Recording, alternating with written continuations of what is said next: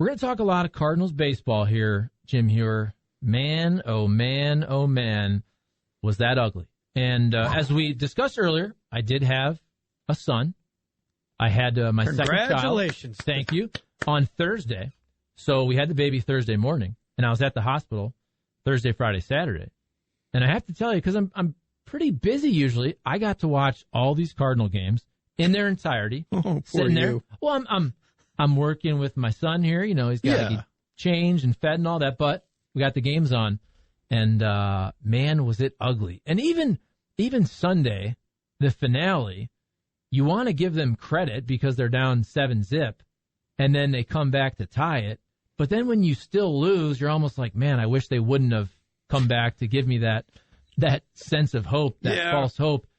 And it's not like the Reds are this great team either. And it all goes into the larger conversation of what the Cardinals are going to do in terms of making a move, because you have lengthy injuries. We already know. Miles Michaelis, we're talking months. Jack Flaherty, couple months. And we'll know more, but it's going to be months. Mm-hmm. And then you have KK now getting hurt. And even if that's just the minimum 10 days on the injured list, I think we've now gone to the conversation of, okay, when Michaelis gets injured, I say the Cardinals should probably do something, but I understand if they're going to still kind of be conservative. When Jack Flaherty goes down, I say the Cardinals have to do something. Okay, you get swept by the Reds, KK's out, you're watching this team, and I honestly think the conversation now is, how special can this team be? How special of a season could this be? And I mean, honestly, am I overreacting, Jim Heuer, to think what's the worth of making a big move for this team? Are they going to get to a Dodgers, to a Padres? Okay, could they win the Central? But man, this does not look like a team right now that's worth making a big investment in. I had the feel after watching the Dodgers series, and obviously the Padres series, like, there's a long ways away between the Cardinals and the Dodgers and the Padres. We haven't seen San Francisco yet, and San Francisco's got a better record than those two. But as you pointed out, you're like, okay, go get a pitcher. Oh, wait a minute, now you need 2. Oh, okay, now, whoa, you need 3 before the weekend's over, and your catcher's out for a while, and you're just like, you don't know when your center fielder's coming back, so you are kind of going, well, wait a minute here. How much am I going to risk to try and get an arm that might help me for this year? And we're still not anywhere near good enough.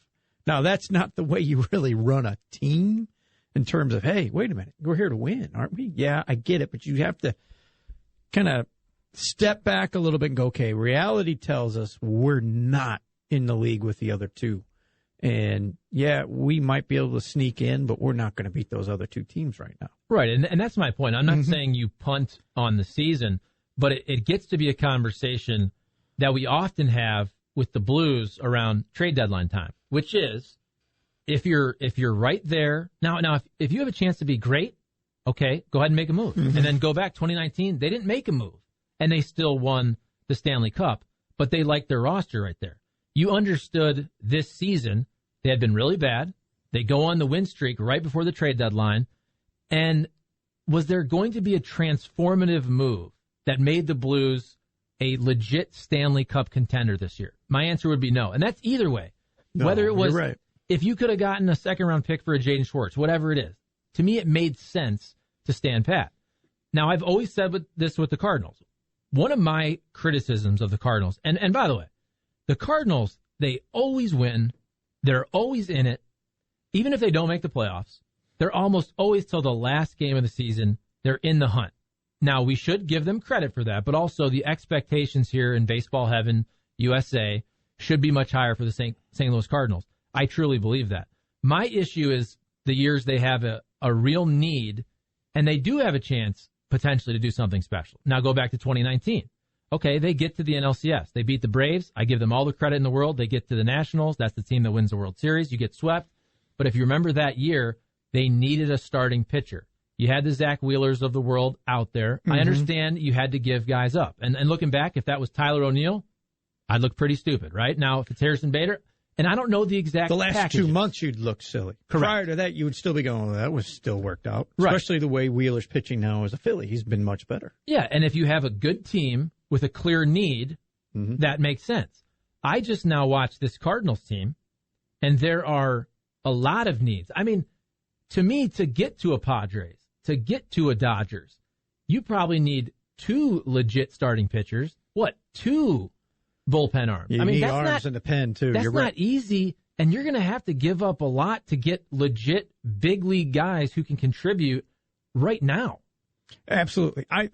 We just talked about starters in this first segment, but you just brought up relievers. They need arms in the pen right now, too. They just don't need a couple of starters. They need, it got so bad, you're picking up, what's this kid's name, Waddell, off the waivers. He's already been on 2 different teams. And it's the Orioles. It's one of them's the Orioles. So how bad is that?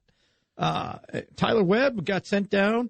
Tyler Webb is a left-hander who is healthy and breathing, and nobody wanted him. What does that tell you about how rough it's been for Tyler Webb?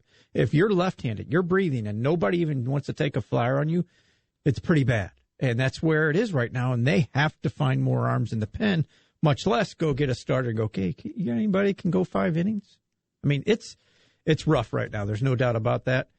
The good thing is that's saving them. You got a division that's still within reach because the Cubs and the Brewers are just kind of there. They're not dominating either. Yeah, we were joking about this with Brian Hoffman. The Cubs are probably like, man, we're in first, and now we have to invest in this team. They probably were hoping to get to a point where they would trade off all these pieces. They have 1 million free agents, but now they're in first place here, 60 or so games into the season, 59 for the Cubs. Cubs and Brewers tied for first. By the way, we'll get to Tony La Russa's outfit, which was fantastic, with the South Side jerseys. Cardinals 2.5 games back, 31-29 after losing all 4 to the Reds, 5 straight overall, 7 of their last 8. So the Reds are now just a game and a half back of the Cardinals and the Pirates being the Pirates. But when you're swept by the Reds 4 straight at home, first time since 1990. This isn't Jose Rijo, okay? No, that was a fantastic no. Reds team, but that sticks out when the Reds take care of business 4 straight versus the Cardinals. Cam Jansen, are you back with us, baby? What's up? What up? What up? How we doing? Hey, good. I want to tell you, because I think you'd look really good in this bucket hat. All right, the Cardinals have an off day, but they have the Indians coming to town for this little, as Todd Wellemeyer used to call him, Turbo Series, this little 2-gamer. By the way, you're facing Shane Bieber. Wow. Shane Bieber, game 1, no big deal. That'll be easy. But you get this bucket hat, okay? Cardinals hosting the Indians next couple days. And both of those dates, 10,000 fans entering with a ticket will take home their own Cardinals bucket hat. For tickets or more info, visit cardinals.com/promotions. Cam Jansen, this is a nice navy blue bucket hat with the beautiful red logo. Okay, you can criticize the Cardinals for a lot of things of what they're doing on the field right now. You can't criticize them for the logo and that beautiful birds on the bat. Okay, I'm trying to be positive here. No. They have one of the best emblems in all of baseball, in my opinion. They got one of the best, that red and white, birds on the bat, very detailed. Does it fit my head? Probably not. I have a big head. So I don't know if they have extra large. I don't know. But I'll try it on. It might fit Kate. That'd be cute. Maybe our nieces and stuff like that. But they have an awesome logo, and it is what it is. This hat is good for golfing. It's good for yard work because it's perfect. You know how these college football coaches, they wear the big sun hats. If you're out there, you don't want to be a redneck, okay? If you're cutting the grass, if you're doing whatever it is with the weed whacker and all that, to have this nice bucket hat is fantastic. Don't do any of that, Charlie. I don't do any of that. It's good for killing snakes, I hear. There you go. Also. Throw it at it? No, you use it for protection against the sun while you're trying to get the copperheads. And while you're out there. So, right. Jim Heuer, you brought up Tyler Webb, and I know a lot of people, and I get it. Tyler Webb was not good at all this year for the Cardinals. And still, I do think it made sense for the Cardinals to have patience with him until Andrew Miller got back, right? Oh, yeah. You needed arms just to get you through some of these games where you were losing 8-1. Honestly, we've seen Matt Carpenter pitching in games, and I know it's very easy on Twitter to go out there and to say, Tyler Webb, why is he on this team? Okay, if Andrew Miller was up, Tyler Webb would not have been on the Major League roster. And exactly what happened, because sometimes the moves dictate themselves, right? Andrew Miller was hurt. Andrew Miller's coming back. He was pitching for Memphis. The second Andrew Miller comes up and a move is able to be made where you can make a pitching move, Tyler Webb is DFA'd, and as we all expected, he wasn't picked up. So he goes back down to Memphis, and maybe he figures things out. But also, you can't just make rash moves to make them, because you still, when you have 17 games in 17 days, you still need guys to throw innings when you're down 7-1, right? I mean, we saw it a lot. In theory, could still win that game. Yeah. Look, there was a perfect fit. Left-hander gone, left-hander returns. There you go. But to your point, they've exhausted the arms that are down in Memphis right now. So, good. Tyler Webb, we don't want you. Yeah, but we don't have anybody else that can throw right now. So they didn't have a choice until Andrew Miller became healthy enough to get back up here. And to your point, yeah, they kept trying to throw him out there. He couldn't get out of an inning, which was frustrating over the last week. It's like, hey, you're going to take one for the team out here. 5 batters later, a couple more runs later, no outs later, you're like, I got to go get him now because he can't get anybody out. We've been better off throwing Matt Carpenter. I mean, that's how bad it was with Tyler Webb. They didn't have a choice, though. There were no other arms that they could, wrangle onto the 40-man roster to make it work. They're exhausted right now. And Cam, by the way, text line 855-282-8255. Why don't you please monitor that for us if anybody's coming in with some hot takes on the Cardinals. Do we have anything yet? Could Cole Hamels help? 618 John chimes in. Well, when John Mozeliak was asked about some of the guys who are not big league ready, so if you're a pitcher, if you're Rick Porcello and you're kind of waiting for a gig, the Cardinals need help right now. I mean, they need a starter in a week or so. Yeah. So for one of these guys, and I'm sure these cats have been pitching, probably throwing to a buddy, probably throwing to some high school catcher, but still, you're going to need, you'd think, a month or so, a couple minor league rehab stints before they get in the big leagues. And for the Cardinals, at that point, you're probably too late there. What I think is interesting is the criticism about the Cardinals before the season, because we can't also just say this is hindsight with injuries. Okay? You knew going in Dakota Hudson wasn't going to be around. Mm-hmm. You knew going in Miles Michaelis was a question mark. Okay? Yep. Now, I think one of the big reasons the Cardinals did not go outside of the organization for a starter was you had Carlos Martinez and you wanted to give him a shot to start. He has a big contract. He has starters' money, and he wants to start. So I'm not saying that the Cardinals made the right move. Surely right now, when you see KK out, you see Miles Michaelis out for a long time, you see Jack Flaherty out for a long time, and also you couldn't really count on Carlos Martinez. You didn't know what you were going to get. It wasn't like you could pencil him in. He's our number 3 starter. He's going to give you this. That was a big question mark going in. But certainly the Cardinals have had a ton of injuries, but also I think you knew there were some injury question marks and some guys you couldn't count on going in. Yeah, I always felt they should have added, at least found another arm coming out of camp. They didn't. They kept counting on, Daniel Ponce de Leon is going to be one of our arms. John Gant's going to be one of our arms. KK's not far away. And if I need somebody, in theory, we were told that maybe Zach Thompson or Liberator could be an option. So that's like 5 guys. So at that point, they're telling us in spring training, there's 5 other options. Okay. Well, all those options are disappearing fast. Ponce got his chance. He can't stay in the rotation. They've also told us Thompson and Liberator aren't quite ready. So you've eliminated that. Gant has earned his spot in the rotation. And the 5th one is hurt. So guess what? You've used up all your options. And, yeah, they should have gone and found another arm. But to the texter's point, he asked about Cole Hamels. I would say if he could throw, yeah, I'd sign him. But there's a reason why 28 other teams haven't signed him, too. Maybe he might be at the end of the line and can't throw anymore. Because everybody in Major League Baseball, guys, needs another arm. Everybody's group of starters are going 5 innings at best. So if some of these other guys aren't being signed, maybe they just can't pitch anymore. Right. And that's where I think another part of this conversation is all of Major League Baseball. There are a ton of injuries this year, a ton of injuries with pitchers. And you have to think, when you have this weird year during COVID where you have a spring training and then everybody gets shut down for how many months?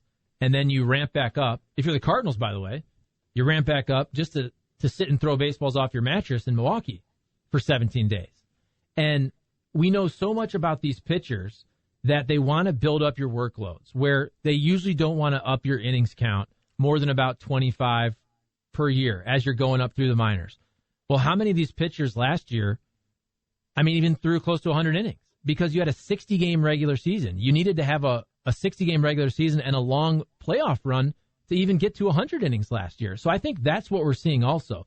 All these pitchers are coming off a year where their throwing was started, it was stopped, it was back on. They weren't able to build up to the 150, 175. I think that's also a big reason you're seeing a ton of injuries in baseball this year.